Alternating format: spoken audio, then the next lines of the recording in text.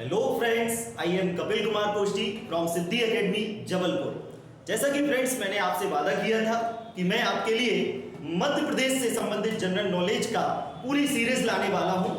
उसी क्रम में आज का ये तीसरा लेक्चर है। इससे पहले मैं 2 लेक्चर प्रोवाइड कर चुका हूं, तो आपने यदि वो 2 लेक्चर नहीं देखे, आप सबसे पहले उसको देखिएगा, तब ये लेक्चर जो है आपको समझ में आएगा। जैसा कि आज अपना टॉपिक है मध्य प्रदेश में स्थित केंद्र बिंदु यानी centre point situated in MP. ठीक, जो अपना टॉपिक है वो अपन को आज पढ़ना है।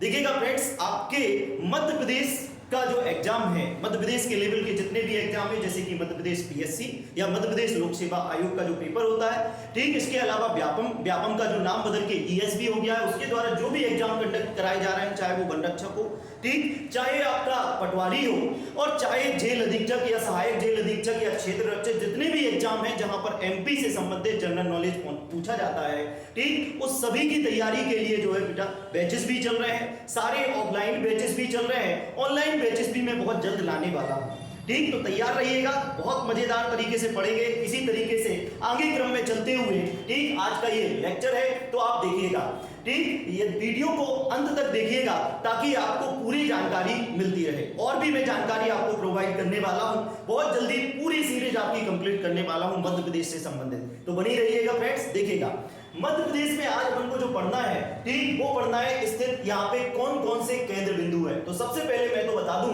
कि भैया ये जो केंद्र बिंदु या सेंटर पॉइंट है, ये भौगोलिक दृष्टि से इंपॉर्टेंट है। भौगोलिक दृष्टि यानी जो मध्य प्रदेश है, ठीक, मध्य प्रदेश के भूगोल के अंतर्गत यहाँ पर कौन कौन से सेंटर पॉइंट लगते हैं, ठीक, उस दृष्टि से ये सेंटर पॉइंट जो है मैं पढ़ाने वाला हूं। देखिएगा, कभी भी किसी एग्जाम में बस एक लाइन का ये क्वेश्चन आ जाता है कि बता दीजिए कि हमको वर्तमान भारत के केंद्र बिंदु कहां पर मिलेगा, ठीक, तो आपको उसी के आंसर देना है, ज्यादा कुछ डीप में नहीं जाना है। तो देखिएगा, मैं आपको सबसे पहले पढ़ाऊंगा कि पृथ्वी का केंद्र बिंदु, यदि आपको पूरी पृथ्वी लेना है, ठीक, पूरी पृथ्वी जो आपका है, ठीक, उसका सेंटर पॉइंट यदि भौगोलिक दृष्टि से देखें, ठीक, तो आज भी अपने यहाँ पे मंगलनाथ उज्जैन, यानी आप उज्जैन में महाकाल बाबा के यहाँ पर जाएंगे, ठीक, तो महाकाल बाबा के यहाँ पे जो मंगलनाथ मंदिर है, जो वैधशाला है, ठीक, वही पूरी पृथ्वी का केंद्र बिंदु या सेंटर पॉइंट ऑफ अर्थ माना जाता है। ध्यान रखिएगा, ठीक, तो आप कैसे याद रखोगे, पृथ्वी का केंद्र बिंदु यदि अपन को पूछे, ठीक, तो पृथ्वी पर क्या होना है भैया, यदि महाकाल बाबा के पास जाओगे तो मंगल ही मंगल होगा। क्या होगा भैया, मंगल ही मंगल होगा। इसलिए पृथ्वी का केंद्र बिंदु कहाँ है, मंगलनाथ। कहां पर है भैया, मंगलनाथ उज्जैन में। नेक्स्ट यदि बात करा जाए बेटा, ठीक, वैशाली बैतूल, ठीक, यहां पर ध्यान रखिएगा,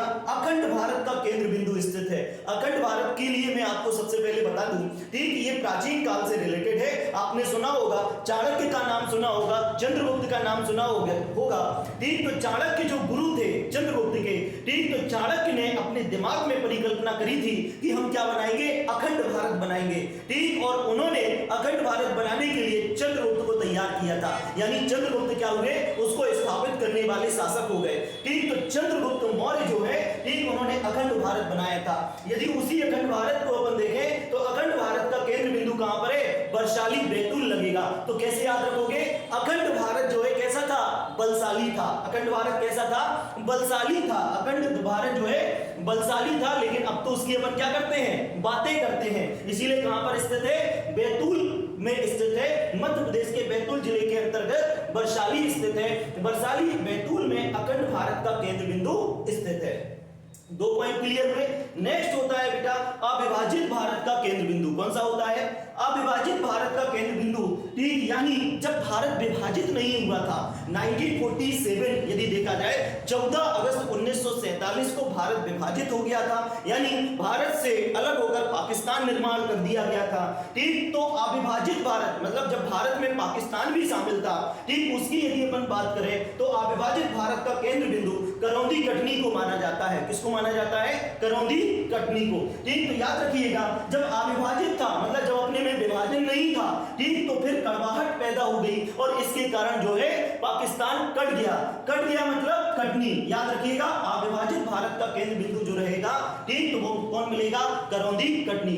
नेक्स्ट है भैया आपका वर्तमान भारत का केंद्र बिंदु, ठीक, वर्तमान भारत का केंद्र बिंदु की बात करें, ठीक, तो ये वर्तमान भारत के लोग कहां पे जा रहे हैं भैया? विदेश। ठीक, कहां पर जा रहे हैं वर्तमान भारत के लोग? ठीक, तो ये विदेश जा रहे हैं, इसीलिए कहां पर मिलेगा? वर्तमान भारत का केंद्र बिंदु मिलेगा, ठीक, मध्य प्रदेश के विदिशा में। कहां मिलेगा? मध्य प्रदेश के विदिशा में। नेक्स्ट है मध्य प्रदेश का केंद्र बिंदु। मध्य प्रदेश का केंद्र बिंदु मिलेगा बेटा सागर में। ठीक, तो मध्य प्रदेश के जो सेंटर पॉइंट में क्या रहेगा? सागर रहेगा। मध्य प्रदेश के सेंटर पॉइंट में क्या रहेगा भैया? सागर रहेगा। तो मध्य प्रदेश का केंद्र बिंदु कहां मिलेगा? सागर। मैं फिर से सभी को रिपीट करे दे रहा हूं, देखिएगा। सबसे पहले अपन ने पढ़ा पृथ्वी का केंद्र बिंदु, ठीक, कहां मिलेगा? मंगलनाथ उज्जैन में। नेक्स्ट अपन ने पढ़ा अखंड भारत का केंद्र बिंदु वैशाली बैतूल में। नेक्स्ट पढ़ा अपन ने अविभाजित भारत का केंद्र बिंदु करौंदी कटनी में। फिर अपन ने पढ़ा वर्तमान भारत का केंद्र बिंदु विदिशा में। फिर मध्य प्रदेश का केंद्र बिंदु सागर में। इस प्रकार से मध्य प्रदेश में भौगोलिक दृष्टि से स्थापित केंद्र बिंदु या सेंटर पॉइंट कंप्लीट होते हैं। चलिए फ्रेंड्स, आज अपन को इतना ही पढ़ना था। आगे आने वाले लेक्चर में और भी बहुत सारी जानकारी मैं आपके लिए प्रोवाइड करने वाला हूं। देखिएगा, हमारी जो एकेडमी है सिद्धि एकेडमी, यहाँ पर सभी प्रकार के कंपटीशन एग्जाम की तैयारी कराई जाती है, चाहे वो बैंक हो, एसएससी हो, रेलवे हो। ठीक, इसके अलावा टीएसपी जो पेपर ले रही है, यानी पटवारी है, सहायक जेल अधीक्षक है, वन रक्षक है, क्षेत्र रक्षक है, एमपी पुलिस जो आने वाली है, एमपी एसआई है, ठीक, इन सब के ऑफलाइन बैचेस जो है चल रहे हैं। यदि आप किसी भी प्रकार का मुझसे गाइडेंस लेना चाहते हैं या ऑफलाइन क्लास ज्वाइन करना चाहते हैं, ठीक, तो मैं रोज आपको थंबनेल में अपना नंबर देता हूं, आप उस नंबर में कांटेक्ट कर लीजिएगा।